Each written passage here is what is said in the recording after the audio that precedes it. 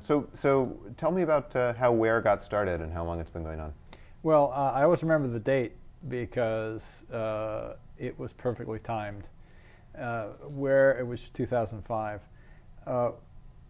Where was an outgrowth of my notion that we were building an internet operating system and the subsystems would be data. And location was an obvious subsystem. So it was sort of a spin-off of the Web 2.0 concept. What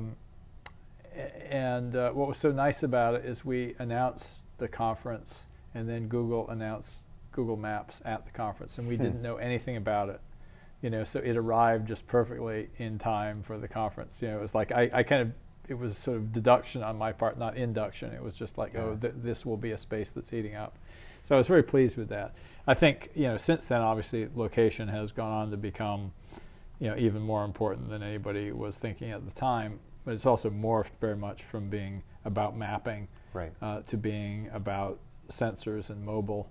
And there's so much interesting stuff that cues off mobile. I've been giving a lot of talks this past year about the Google autonomous vehicle, and often with a slide that says, this used to be a map, and because there's this whole notion in which, if you look at the arc of data, it's like we took data from these analog representations, we took it into digital. There's this intermediate stage where we are showing the data to a human in some, it's like there was the first generation, it was not very interactive, and then we got these interactive versions like Google Maps, and we thought, oh, how cool, that's the end game.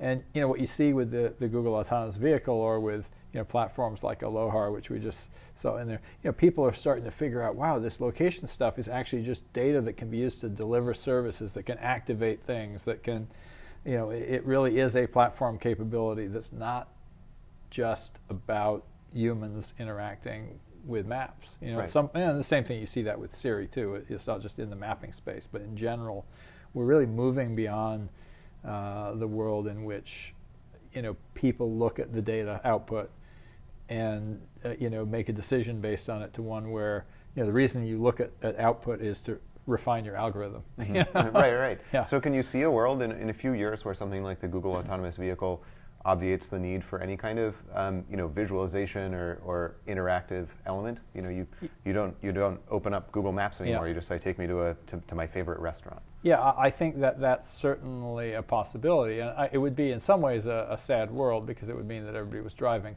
And I'd like to think that people will still walk and bike and have alternate ways of getting there. But I think, yes, as sort of notionally as a trend, I think it's really important to understand that we're still in a transitional stage about data, how data is being used. Again, you think about Wall Street. Wall Street's always interesting to study, because there's a lot of money involved, and they're kind of ahead of the internet in a lot of ways. And there's still a lot of analysis. There's still a lot of people looking at data and and trying to make sense of it, and visualization. But there's this other deep trend where you're doing all this stuff algorithmically, and the reason, and the way that people are looking at it is to modify the algorithms rather than to actually, look at it, make a decision, because you actually can't make a decision fast enough. Right. And you start seeing that again, hit the consumer world with the Google autonomous vehicle. But you also see it, Aloha Mobile is one of the companies showing here, and I find them fascinating. I just got introduced to them last week, and they're just using all the sensors in the phone to notice, when do you start moving? How fast are you moving? Oh, you're in a car. Oh, no, you're walking. Oh, you're in this place long enough to we'll identify it as a place. And I think about apps right now that force me to have UI, like Runkeeper. I'm an investor and I like it, but I sure hate saying I'm starting to run. I'm finished my run. Why the hell doesn't the phone just do that automatically? Because you can actually tell when I started to run, and you can tell that I stopped to take a picture, in the middle of the run, and I don't want to have to, there's all these things you can start to infer from our devices, and there's this whole transition to the sensor world that we're seeing in location. But of course, by extension, this goes back to the opening comment. If you think about where this is taking us, you can kind of create sort of a mental map with blank spaces on it, and to which things just fall and they go, oh, that's where that belongs. You know? Right. Yeah. Yeah. So I mean, location is just sort of an extra facet in the sort of big data that's being collected That's right. on us all the time. Yeah. Do you think it's even distinct from big data at this point?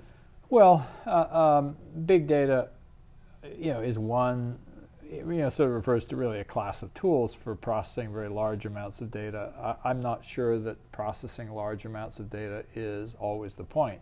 Certainly you get meaning from a lot of data in aggregate, but in the case of, I think there's a lot of apps that are going to be very small data. It's just like, what did I do? What can you learn about me? Right. And it's not necessarily huge amounts of data. Self-measurement and sort of understanding yourself. Sure. Yeah. We heard a really interesting Ignite talk last night that suggested that some of the more sort of negative aspects of location-enabled tools, for instance, this guy tried to watch a Major League Baseball game on his phone through the MLB app. It wouldn't let him watch the game until he allowed location services in the app, and then once he did, it said you're in the blackout area for watching this game. And he called this location disservices. So as location services make it into more and more of our lives, what's the how do we keep that from creeping too far into places where it starts to become a limiter? Yeah, no, that's a really good point. And in that particular case, I think there always will be people with business models that depend on creating disservices, and hopefully they won't have monopolies like baseball teams do. Right. Because if they do create disservices, then the best thing to do is to vote with your feet and go to someone else. That's, for example, with ebooks, we've always said no DRM, because DRM is a disservice. Right, exactly. And eventually people realize that, it is a disservice, and you actually do better by giving people what they want. Right. So could you talk a little bit about how location services has grown up with mobile? I mean, Google Maps predated a lot of what we see now as mobile location services, and then location services started to come along maybe 3 or 4 years later. I think, was it the iPhone that was really the revolutionary? In a lot of ways, certainly maps on the phone, completely, blew it open in a new direction. But I think the most important thing about the phone is that we have just more sensors, and so it's not just GPS, and There've been a lot of work put in to collect that more data. Everything from the mapping of Wi-Fi hotspots to Google with part of the secret of their autonomous vehicle is that the Google Street View cars actually made very, very precise measurements, and so the robotic cars don't have better algorithms than they did 5 or 6 years ago when the Grand Challenge winner went 7 miles in 7 hours. They just have a lot more data, so they use the AI algorithms for the things like collision detection, but knowing where to go, well, they're just retracing the route. This is sort of this like invisible painted line down the street that was painted there by, they have millimeter accuracy. Our camera is saying, that building should be exactly that far away. Yeah, at its most sort of abstract and complex level, as with the Google vehicle, location services is just sort of the way that algorithms interact with the physical world, right? That's right. But there's also this sort of notion that at some point you start being able to create new services as you build up enough data to make them useful. Like when Google started doing the Street View, it kind of seemed like a curiosity, it's kind of nice to be able to see turn-by-turn directions, get a view, this is really the right corner. But it wasn't really that compelling that, I always want to be in Street View mode and see myself driving down the street. It wasn't until you realize just what else they were doing with that data that you say, wow, that's a treasure trove, and if you don't have that, there's certain things you can't do. And I think that's one of the secrets that goes well beyond location, is the guy with the most data wins. It's just, for some reason that makes me think of my friend David Spinner, who had a rule about basketball. This is back in the days when we were all Celtics fans within the Larry Bird years, and his rule was the guy with the most superstars wins. Right. And it's sort of like, we kind of have a situation where people are kind of accumulating these, superstar databases, and it's very hard for people to compete. And that was sort of one of the things that, at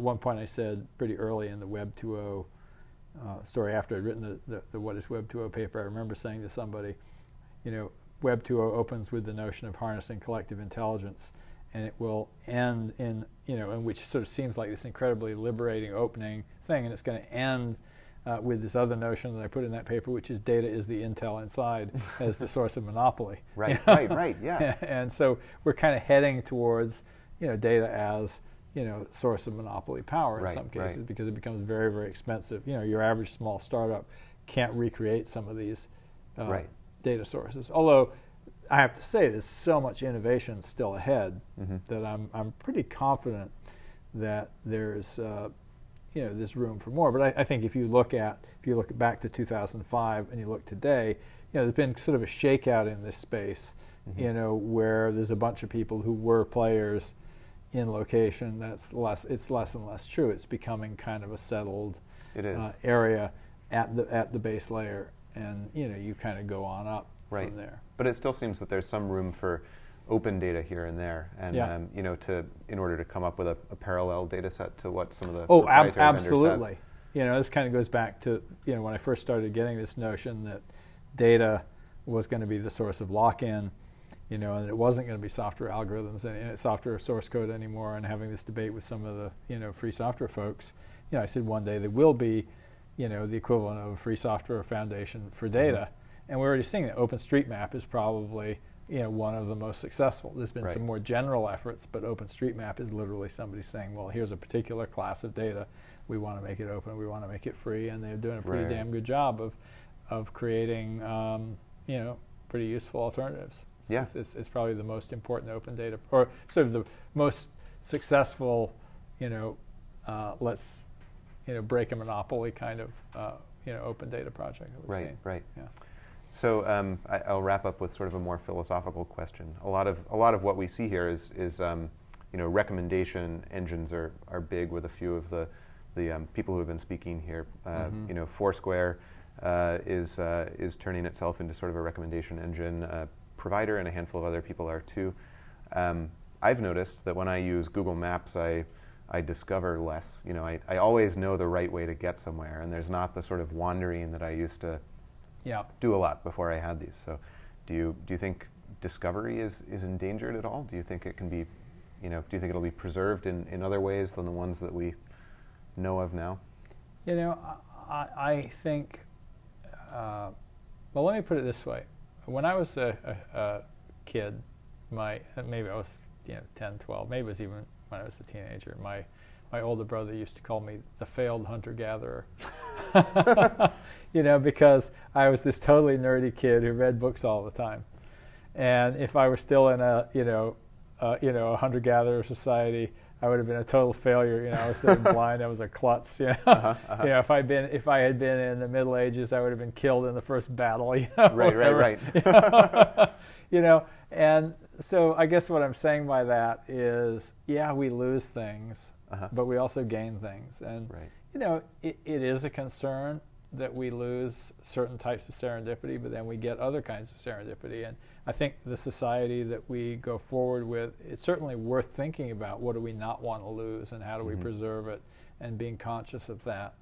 But I also think it's silly to be knee-jerk about that, because so much progress that we've had has involved loss. Right. We're all a bunch of nearsighted people because we all learned to read, and I think it was a much lower incidence in the past because we weren't like this all the time, training our eyes to focus close. And